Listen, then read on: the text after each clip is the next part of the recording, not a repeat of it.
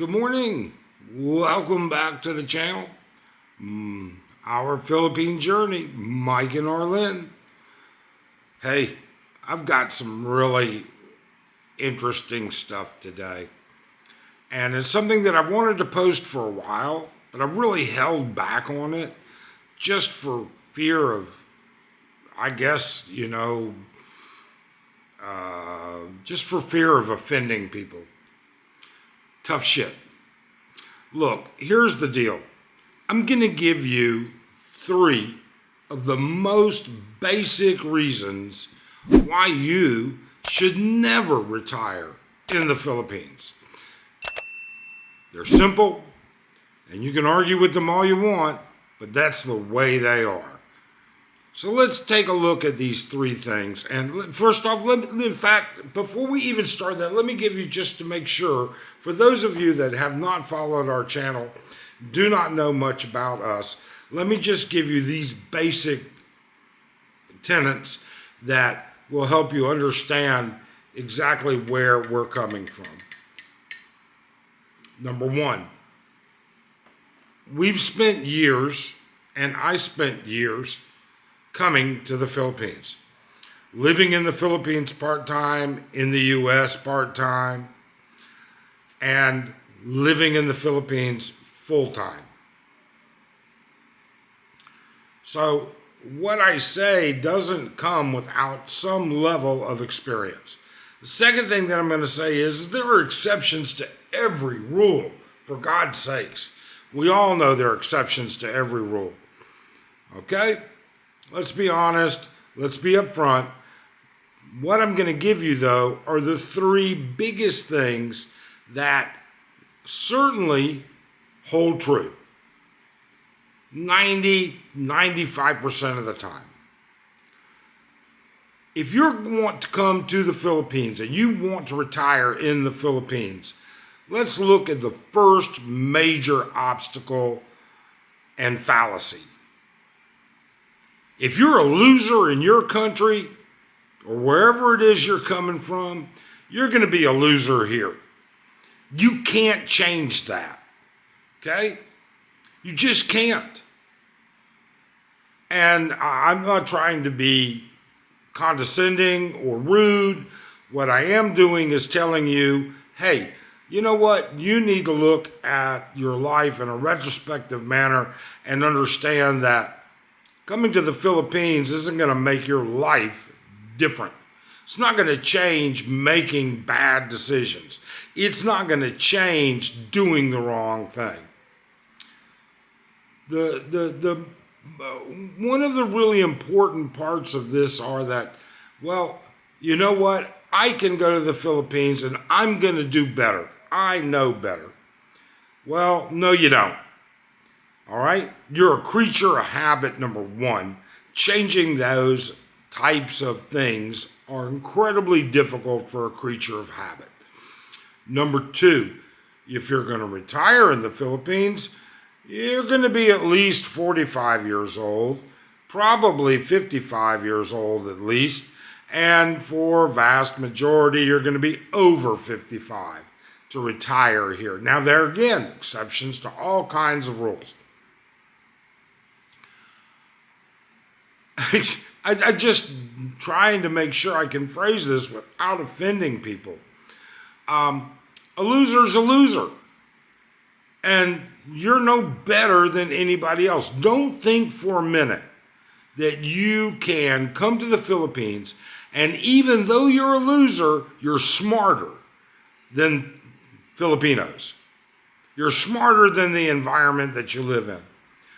Dude, don't be a moron. Okay? You're going to move somewhere, odds are.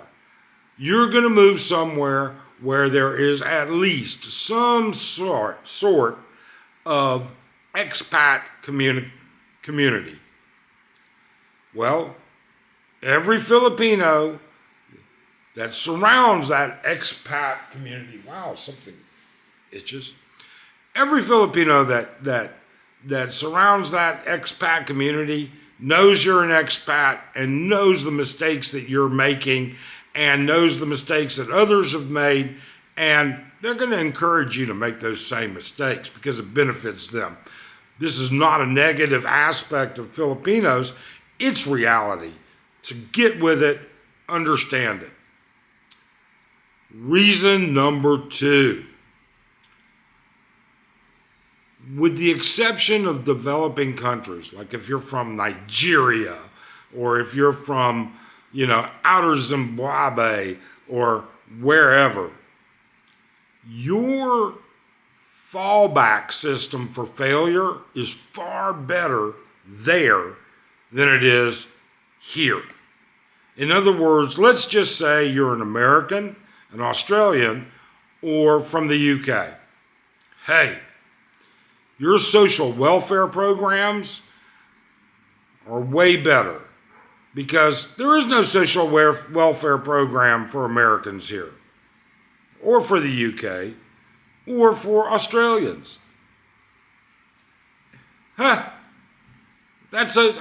Think about it for a second.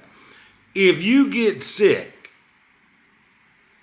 in your country, you go to a hospital, they have to treat you. And when I say treat you, they have to stabilize you.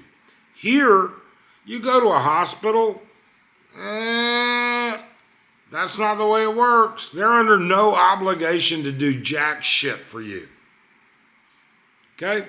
You don't have the money, you don't get squat. Odds are, unless you're living in one of 4 or 5 major cities here in the Philippines, your continuity of care and your treatment plan are going to be significantly less skilled than in your home country. So don't think for a minute that social welfare system, that free housing, that subsidized housing, that welfare program is going to exist for you here. There's no fallback on that shit, baby. None at all. I can't stress how important it is that when you come here, you have a fallback. Okay? Now, if you're going to come and you want to come to the Philippines just to visit, more power to you. You can come to the Philippines, you can visit, and you can have a good time. But don't come to the Philippines thinking you're going to live here full time if you were a loser where you came from.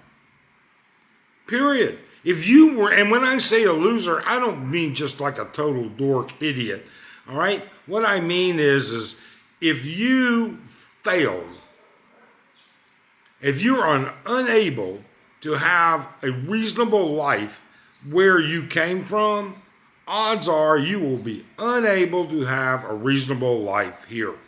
You cannot go to the bars every night and drink away with the girls without it impacting your health and your wallet. If you can't find a way to make yourself happy where you came from, you're not going to find a way here. You think you can bone your way through misery? Well, you can bone your way to syphilis, but I'm not sure about the misery issue. Okay? You just can't. So if you're a loser, don't come here. If you don't have a fallback, don't retire here, for God's sakes. If you can't afford to go home, don't count on the generosity of the Philippine government, the generosity of your own government, all right, to get you home, unless it's some kind of humanitarian effort. And even then, it's slow to happen and not often. You got to have a fallback. You got to be able to go home. You got to have money in the bank. Don't come here broke. I hear this all the time. I'm over trying to rationalize how it works. We always want more. And by always wanting more, this brings me to the third reason that you should just not retire here if you're a loser. Simple. How far can you lower your standard of living? Now, granted, as a loser in your own country, your standard of living probably not so great, but not so bad either. So now you're thinking, okay, I'm not a loser. I just not like the community that I live in or the way that I live in or anything like that. Well, hang on. Don't go away just yet. Figure out what I'm going to say next. When you are a loser, that means you can't survive happily where you are. And thinking you can survive happily here, this is another whole world. Do you speak Tagalog? Are you going to move to Mindanao? Do you speak Bisaya? Do you have any idea of the 170 different dialects of Philippine language that there are, that you're going to understand these people? Nah, not going to happen. And keep in mind, the laws here are not set up for your protection. And I'm not even talking about they're unfair. I'm just saying you're not a citizen, so therefore you're not afforded those types of things. When explaining further about this, it's important for you to recognize that all of it depends on you. So let's look at the basic tenet of many retired Americans, because I can't speak about people from the UK or other countries. I don't know how their retirement system works. But let's just say, for instance, you worked, you struggled all your life, and you've got your Social Security now, or you've got your retirement from the military now. And let's take a look at that. Well, first off, you got to pay taxes on that if you're an American. I don't know about from the UK or from Australia or from New Zealand. I have no idea how that works. But if you're an American, you have to pay taxes on that. If you're a retired E6, E7, E8, okay, you're going to pay taxes on your retirement. So let's take 25% of that once you reach the threshold, which all of you should, goes away. Because I can tell you already, basic Social Security, to the best of my knowledge, it's like $1,800 a month or something like that is about like the minimum, but it may be even less, might be a little bit more. I don't know. You're no longer poverty. You're going to pay taxes on parts of that. You're not going to get that subsidized health care, but we've already covered that. You're sick. You're sick. Screw it, dude. You're sick. You're going to pay taxes on your income. So you got to be prepared to do that, number one. Number two, you have to feed yourself. Are you going to live on a Filipino diet? Which a lot of people can. But that leads into the next part or the next piece. And that is, what's your standard of living going to be? Now, I watch bloggers from all over. And I like a lot of bloggers, even people that are controversial, only because I get to see the other side of the coin. All right? Can you live without air conditioning? Can you live without the internet? Can you live without secure, safe environment? Can you live with what you're going to have to do to get money here? In other words, there are rules and requirements to getting a bank account here. So you're going to have to be going online. You're going to have to transfer money, or you're going to have somebody transfer your money to you. How are you going to keep up with your bank in your country? How are you going to keep up with the people that send you money? And then you have to go get the money. And there's a fee involved in that. There's a fee in the transfer. Every one of these things adds up. So you're straight up living on Social Security, $1,800, $2,500, even $2,800 a month. Yeah, you can live on it. I think in the U.S. you could live on it just as well, if not better, because you have access to those social welfare programs. I mean, let's face it. In America, crap. Every day I turn around and read the news, they're giving something else out for free. The standards for XYZ are lower. Holy shit. And don't come here running away from your problems. Okay? That shit doesn't work either. I know a lot of expats.